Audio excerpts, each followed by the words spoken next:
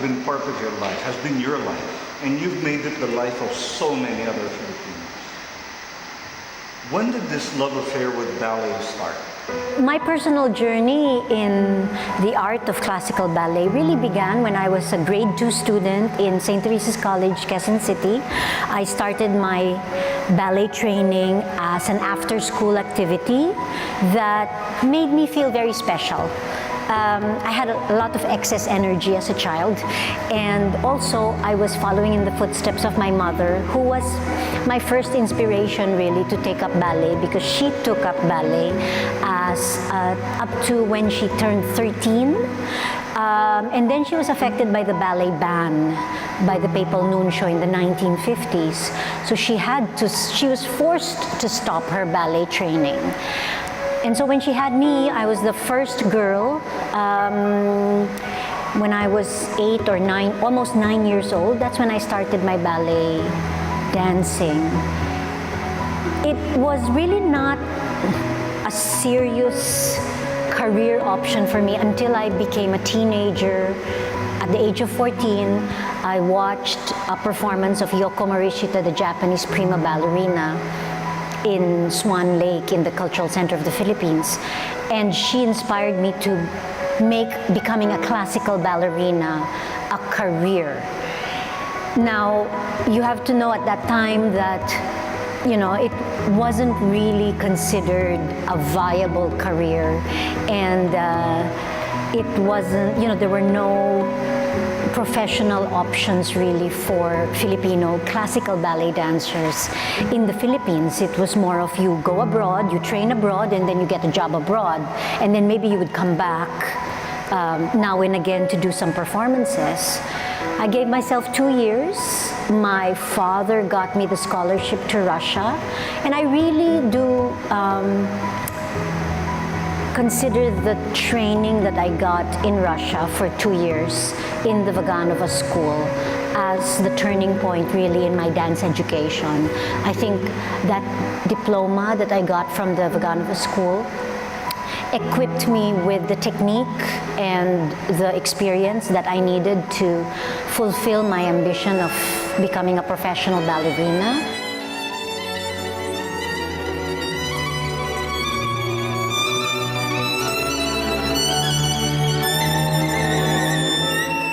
Ballet is a very physical endeavor, and you've been at it for years and years. How do you cope?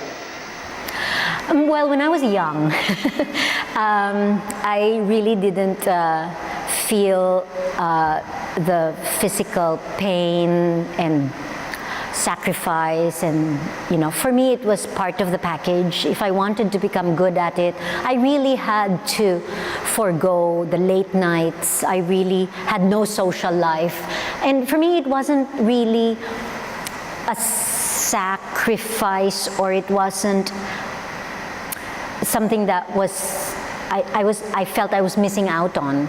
The long hours in the studio came very naturally, and I was enjoying myself. You know, as of course you get older, the long hours take its toll. There are injuries that are a result of wear and tear.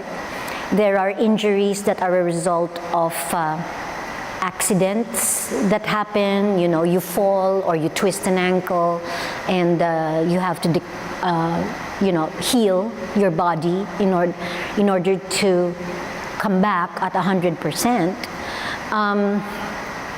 So as you get older, you just learn to work more efficiently, maybe spend less time in the studio and more time cross-training and strengthening, hiding your weaknesses from the audience. And up to a certain point, you are still very comfortable at it. And then there's a time when, you know, maybe around 16, 17, 18 years into dancing as a professional dancer, your body starts to be, in a word, uncooperative. And you know what your mind is demanding of your body is simply not possible anymore. I was fortunate enough to be, I guess, physically stronger, have greater stamina, and be just very stubborn. So because I was stubborn, I would not really easily give up. Like, for example, when I suffered a fracture, and one doctor said, you know, you just have to stop dancing in order to have a normal life, because that fracture, that bone that's floating in your Achilles tendon is just going to be there for the rest of your life, and unless we operate and remove it, it's just not worth it. So I looked for a second opinion, and I found a third opinion that with Dr. Antonio Rivera, who put a cast on my ankle, and we waited for the growth, that bone to be lodged and muscle tissue grow around it, so it would stop floating in my Achilles tendon, and I was able to continue dancing afterwards. I've had several operations to prolong my dancing career. Of course, I take care of my body with, you know, good diet and again, cross-training and you know, healthy living.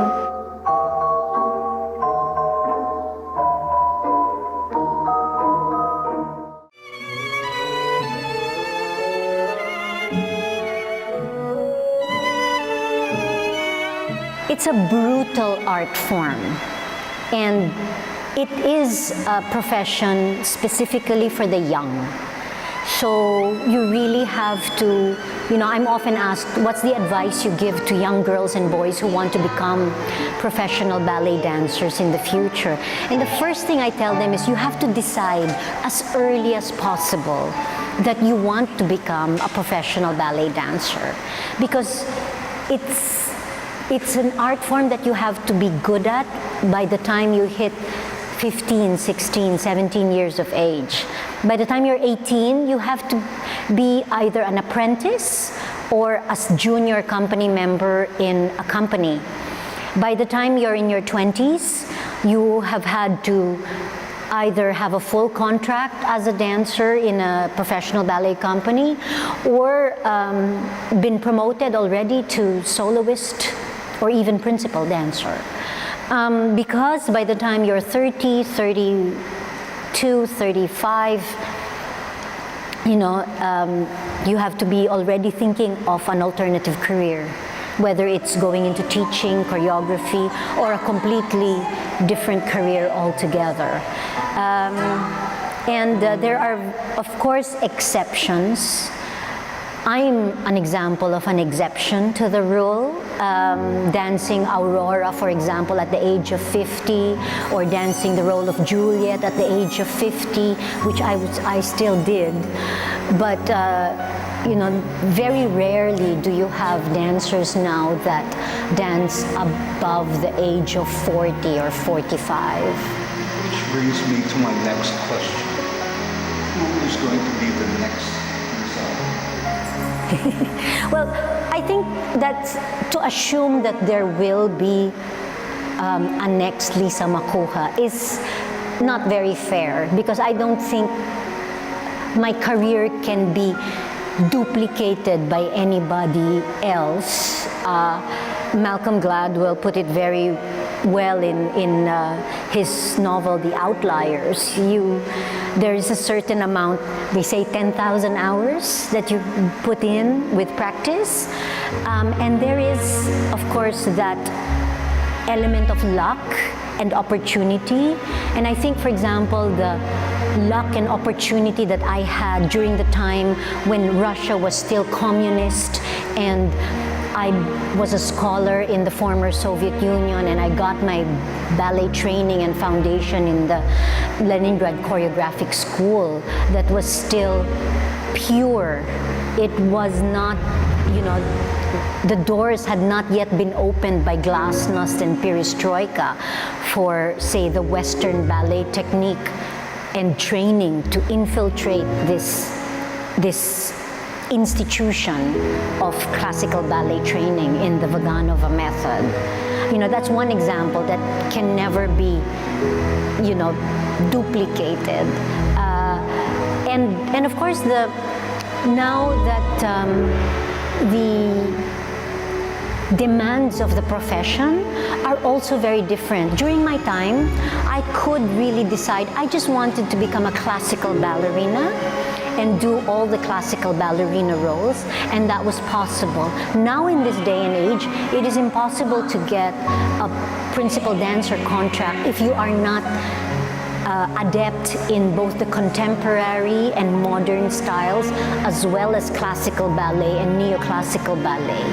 So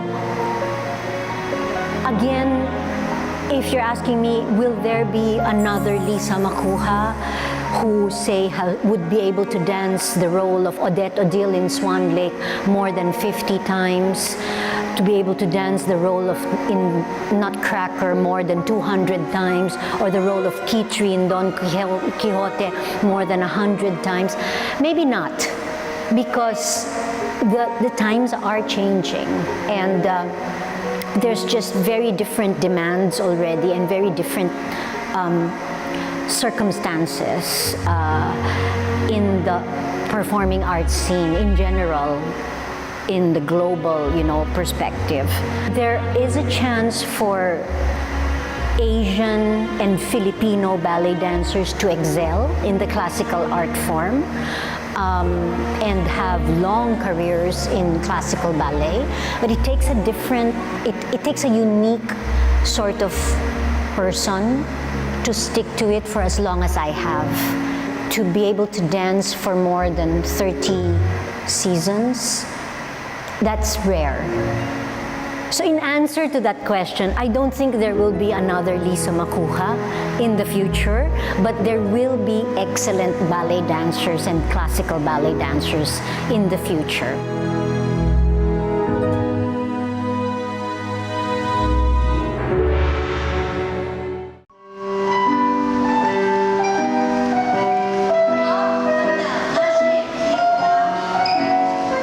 What's the future for the art form for ballet in this country?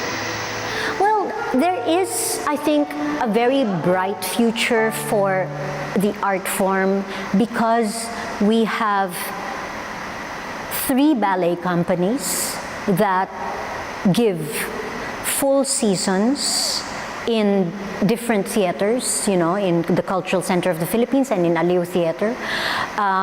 We have a thriving ballet industry. As far as schools are concerned, we have more than 300 ballet schools in Metro Manila alone. And, you know, over the whole archipelago, you know, we have a lot. We are slowly developing a paying audience for ballet. We are reaching, you know, we are making ballet more understandable to the general public and more appealing to the general public. And, you know, this is done one performance at a time.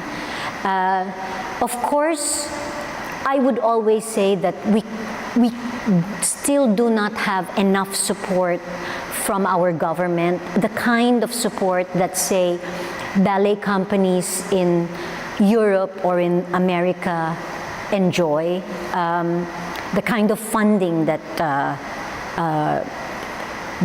these art institutions have. We still are affected by the stigma that ballet is elitist and it is not really entertainment.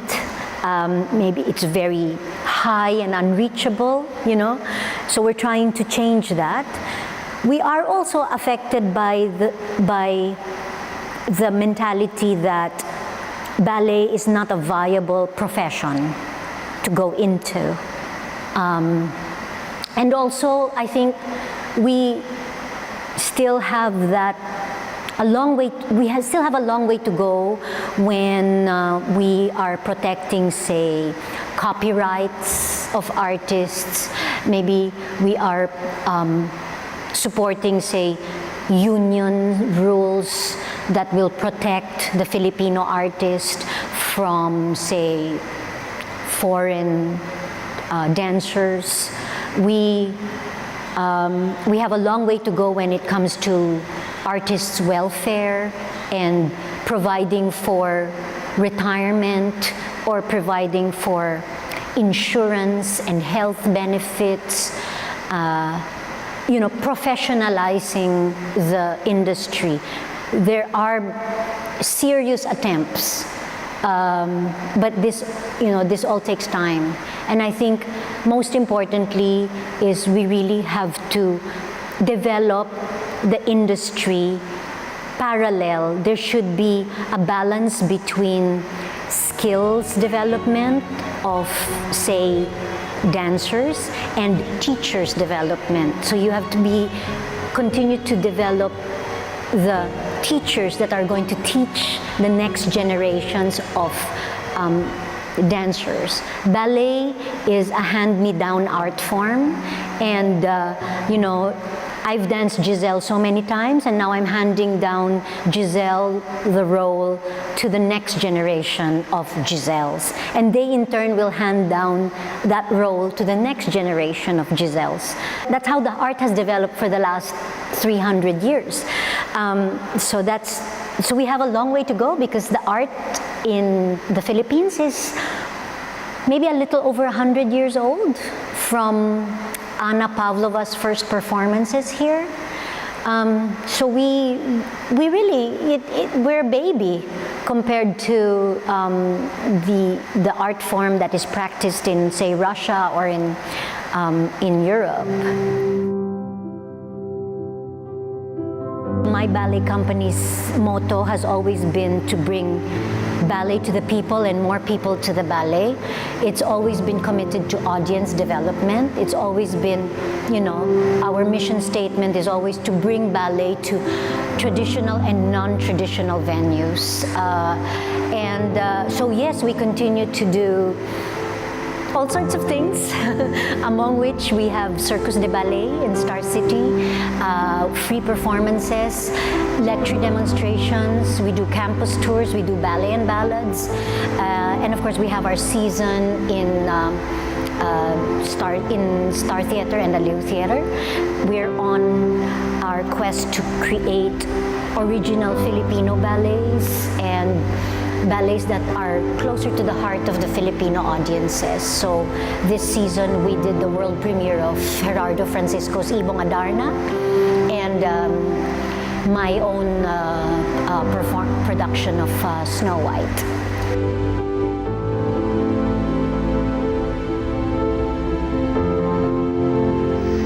What for you is the most important lesson you learned from ballet? Well, I think like any discipline or any of the performing arts, it's really a combination of talent, hard work, dedication, commitment, and a little bit of luck and opportunity. There's no real formula for success, but if there's just maybe a little bit of all of those elements, but most especially it's the hard work and the commitment. It is not a cut and paste option. It is not something that you get good at after maybe 5-6 weeks of intense training. A career in ballet takes years. Even after more than 30 years of dancing, I still have a lot to learn. And the polishing, that quest for perfection, that goal of perfection is never really achieved. You just continue to achieve it.